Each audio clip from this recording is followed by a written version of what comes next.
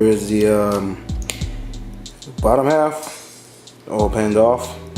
Doesn't look bad to me. Obviously it was dirty and the car has been sitting for say quite some time. Like I said, I'm assuming everything overheated, head gasket blew. I tested the compression, 0 all across, and I guess the previous owner just maybe was in a bind or wasn't really interested in fixing it over and just got rid of the car. So I think it's just a blown head gasket. I don't think, hopefully, knock on wood or knock on aluminum or whatever, that it doesn't have a spun rod bearing or ringland failure, which I think these motors are prone or known to fail, or hopefully, which I doubt it, a main bearing failure. So I just think that, you know, it's just a blown head gasket. But if I'm correct, you professionals can call me out. I think this is the balance shaft. Oil pumps right over here, pickup tube, and they're probably just held with a set of, if I had to guess, 14. Here are some e-torques, external torques, but don't have to mess with that because that's a part of the balance shaft itself. I'm not sure if I'm going to do a balance shaft delete since it's just an OE rebuild, but trust me, family, I would so love to build this motor. You know, doing a lot of research on it. I think I think this block has a lot of potential, especially how torquey these motors are. I think if it was in a light chassis, like, I don't know if you guys know about the Mazda Protege, but I think if you put this motor in a Protege or something, man, something real light, I think this is an easy 8-ish, 9-second car all day, man.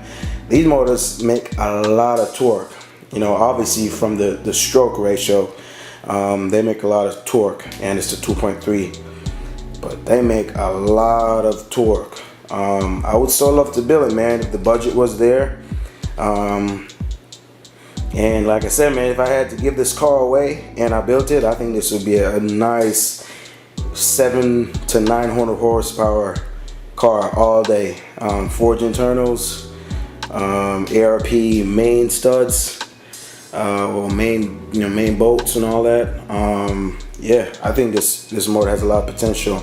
And one thing I like that it has over the K series is the I guess you can say a semi-closed deck on the cylinder walls. That's a plus. So I think the last problem you will have is a cracked cylinder wall. So I think this block has a lot of potential. But I don't know, I'll do some research, you know, if I should delete the balance shaft on OE rebuild. So go ahead, take all this off and get to these pistons.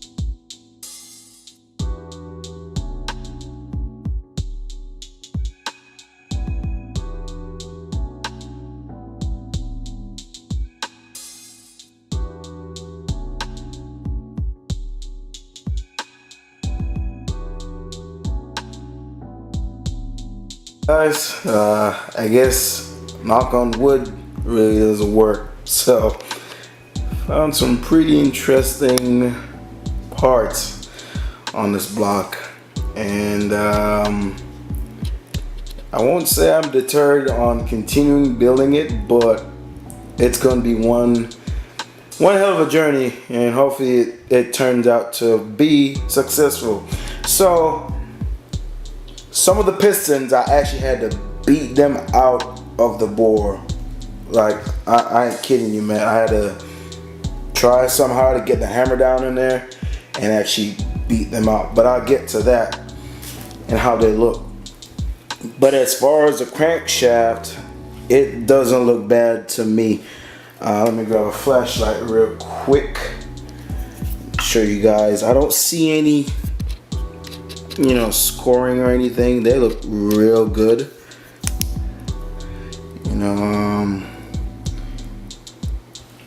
It's 1 and 4, 2 and 3.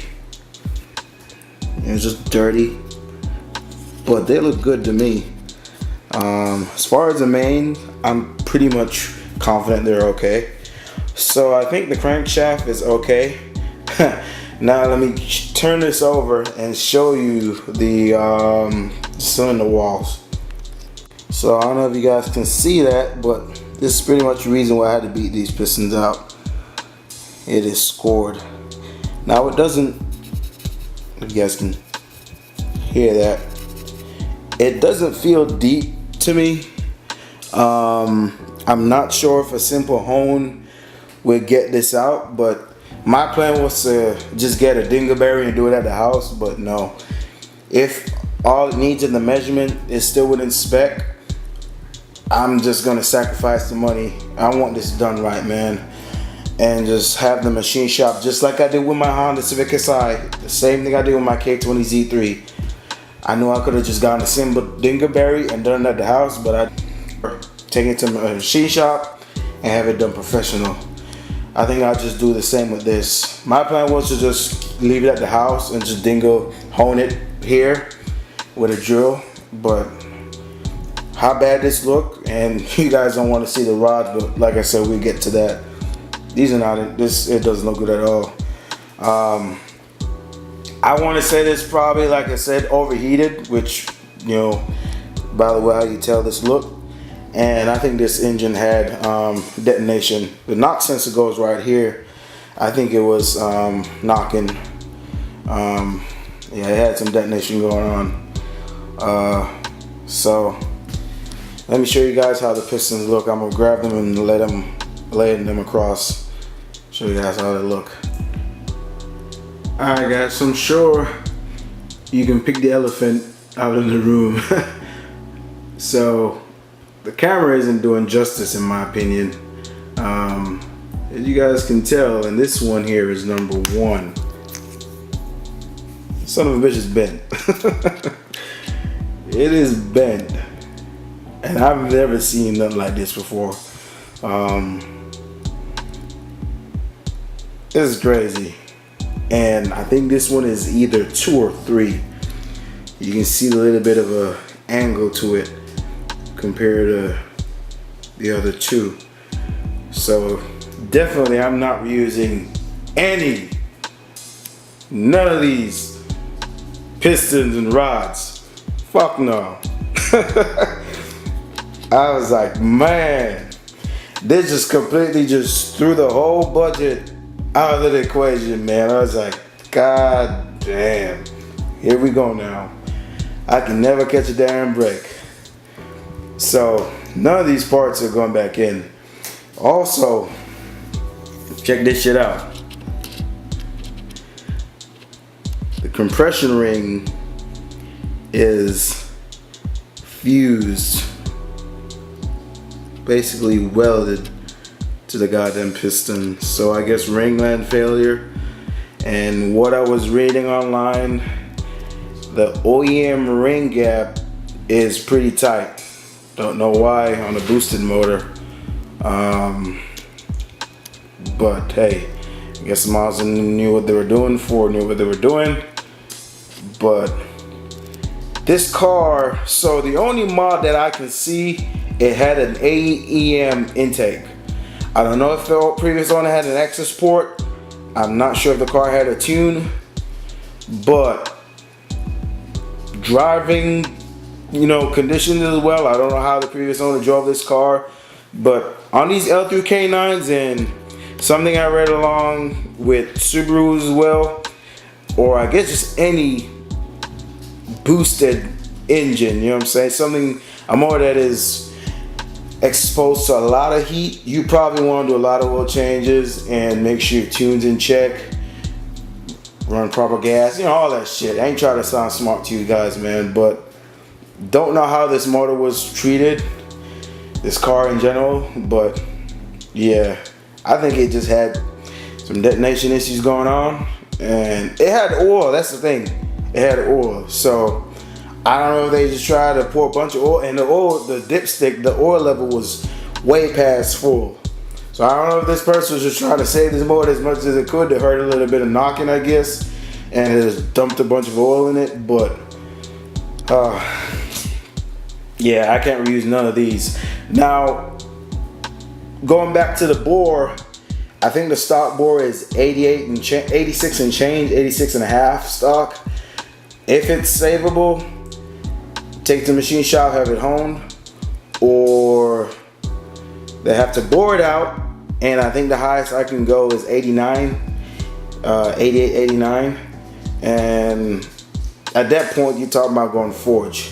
Now this is where I have to be realistic, and once the machine shop can do it, either I save this block or try to find another motor, which at that point, if I want to keep everything OEM, I want to get this car done right.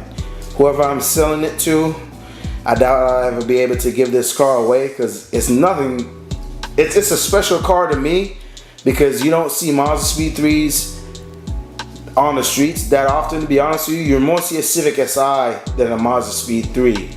They're pretty rare, and it's a beautiful hatchback, man. Don't get me wrong, it's a beautiful car, but I don't think it's nothing crazy to give away, and I'm not at that point in my life, to just give away a car for free. You know what I'm saying? It's a 2020 catch, Just because your favorite YouTuber gives away cars, that doesn't mean they're just doing it because they love you. It's a business, you know what I'm saying? By all respect. But I want to do this car right. So whoever the new owner is going to be, and they get this car, I want this car to be done well. I want it to last long, and you can take it on road trips and whatever the case may be. I don't feel too much comfortable doing a forge internal, which is not a big deal, but I just wanted to stick with OEM parts. I think all this can be avoided, regular oil change. If you decide to make power on this motor, definitely an auxiliary fuel system is a must. Either you run JMF manifold, or get a adapter so you can run 4 injectors, just so you can keep everything cool. Or if you want to run water meth, which is something I would like to do, you can get an AEM kit or a Snow Performance kit and a trailer house and make you some meth.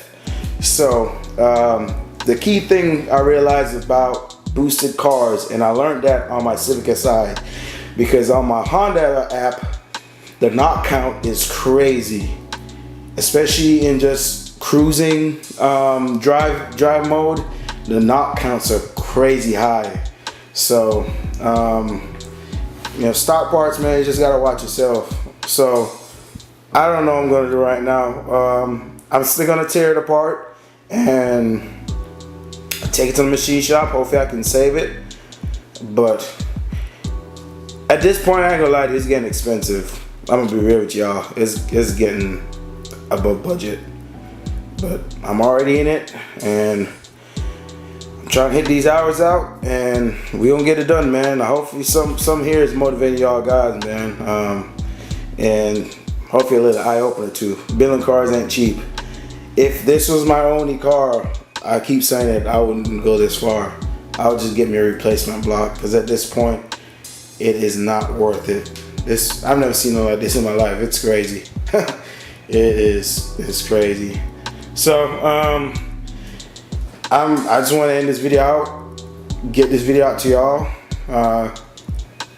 Let me know what you guys think, and yeah, we get it done, man. Such is life. If I gotta quit, I just gotta quit, but we don't get it done. Thank you guys for watching. Much love, and I'm gonna try to get this video edited and get it to y'all. So much love, guys. Peace.